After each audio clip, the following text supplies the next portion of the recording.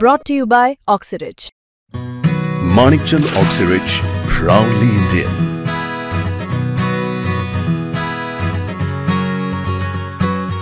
इथून पुढे जर विजयसिंह पंडित साहेबांच्या विरोधात बोलले तर त्याचा कार्यक्रम बाकीच्यांनी कुणी नाही केला तर मीच करतो त्याचा कार्यक्रम। येताना ते पूर्ण तयारीने दंगल घडवण्याच्या पूर्ण तयारीने आले होते। दंडुके घेऊन दंडुके काट्याच्या गाड्यामध्ये सोबत घेऊन आले होते आणि तुला आम्हीच पुरते ओबीसी वाले तिथले, त्याची काही गरज नाही आणि तुझ्यात लय धमक आहे ना, तुला पुण्यात येऊन काळ फाशीतो तोंडाला तुझ्या।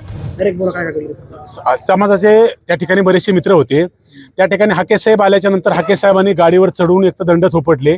दंड थोपटल्याच्या नंतर त्यांच्या सहकार्यांनी दांडके पण देखील काढले होते गाडीवरती चढून। आता त्या फुटेजमध्ये तुम्ही व्हिडिओ जर पाहिले तर त्यामध्ये तुम्हाला लक्षात येईल की त्यांच्या गाडीमध्ये सशस्त्र ते आले होते।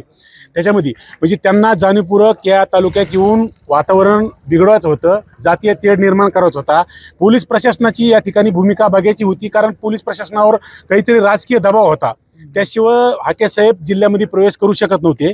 पोलिसांवर राजकीय दबाव असल्याच्या कारणाने हाके साहेबांनी या ठिकाणी प्रवेश केलेला आहे। आणि जे काही आता प्रशासनाने हे जातीय तेढ निर्माण होऊ नये त्याच्यामुळं हाके साहेब आणि त्यांच्या सहकारी खटके म्हणून यांच्यावर गुन्हे तात्काळ नोंदवायला पाहिजेत आणि त्यांना अटक करून या बीड जिल्ह्यातून हद्दपार करायला पाहिजे।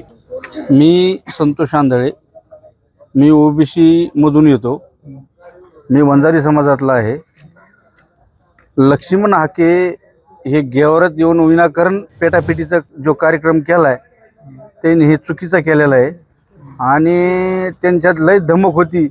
तर अगोदर मैदानात तू विजयराजेला काय बोलतोस, तू आमदार साहेबाला बोलू नको, तुला आम्हीच पुरते ओबीसी वाले तिथले, त्याची काही गरज नाही आणि तुझ्यात लय धमक आहे ना, तुला पुण्यात येऊन काळ फाशीतो तोंडाला तुझ्या।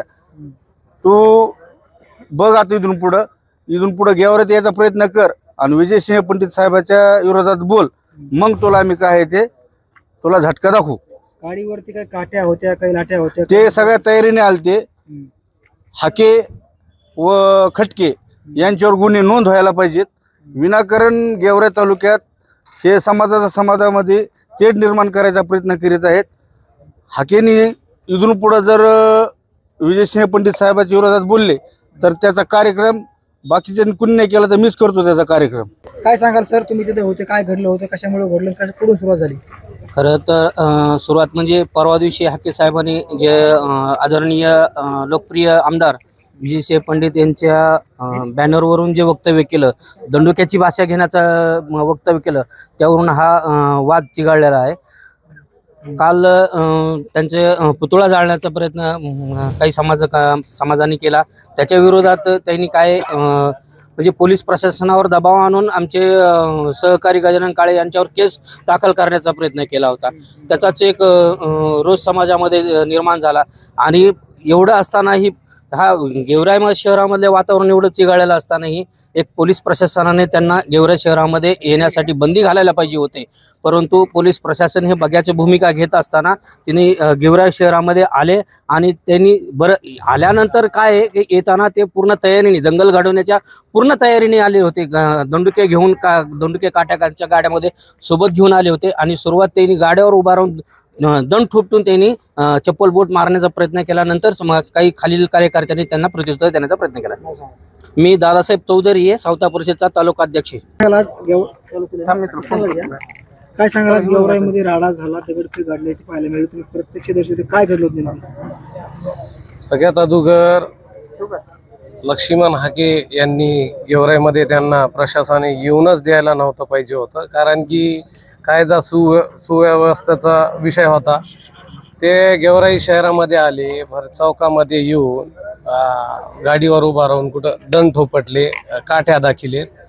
तर इथं येऊन गावात काट्या दाखिणं आणि दंड थोपटणं हे आमदारांना शिव्याची भाषा करणं हे योग्य नाही। आणि राहिला प्रश्न आमच्या नेत्याचा, 18 पकड जातीला घेऊन चालणारा हा शिवछत्र परिवार विजयसिंह पंडित साहेब आहेत। प्रत्येक समाजाच्या सुखादुखात आणि कोणता बी आंदोलन असो विजयसिंह पंडित सगळ्यात पुढे उभा राहतात, आदरणीय विजयराजे पंडित साहेब। तर हे जे आजचं हे याबद्दल आम्ही जाहीर निषेध व्यक्त करतो त्यांच्याबद्दल। काय पण मात्र एकीकडे पाहायला गेलं तर त्यांचं म्हणणं आहे की विजयसिंह पंडित यांनी भूमिका स्पष्ट घेतली पाहिजे आणि ते एक संविधानिक पदावरती आहे. ही स्पष्ट भूमिका घेतली म्हणजे आता मुस्लिम समाजाचा मी मुस्लिम समाजाचा एक युवक आहे. मुस्लिम समाजाचा एखादा आंदोलन असलं विजयसिंह पंडित सगळ्यात पुढे असतात. धनगर समाजाचा आरक्षणाचा किंवा प्रश्न असलं विजयसिंह पंडित पुढे असतात. प्रत्येक समाजाचा 18 पकड जातीचा काही विषय असलं विजयसिंह पंडित सगळ्यात पुढे राहतात. तर ते एका मराठा समाजामधून येतात. जर आपल्या समाजाबद्दल हे केलं एखादा बॅनर लावला तर त्याला आऊचं बाऊ करण्याची काही हे नव्हती. फक्त हे आम्हाला काय वाटतं हे सगळं जाणून बुजून काहीतरी करण्याचा प्रयत्न याच्यामधून स्टंटबाजी आमच्या नेत्याची प्रतिष्ठा जे क्रेज वाढत चाललेली ते कुठंतरी हे त्याला गालबोट लागावं किंवा हे करणं त्याच्यामुळे हे केलेलं मला तर हे वाटतं. आणि त्यांना स्टंटबाजी नवीद मशाई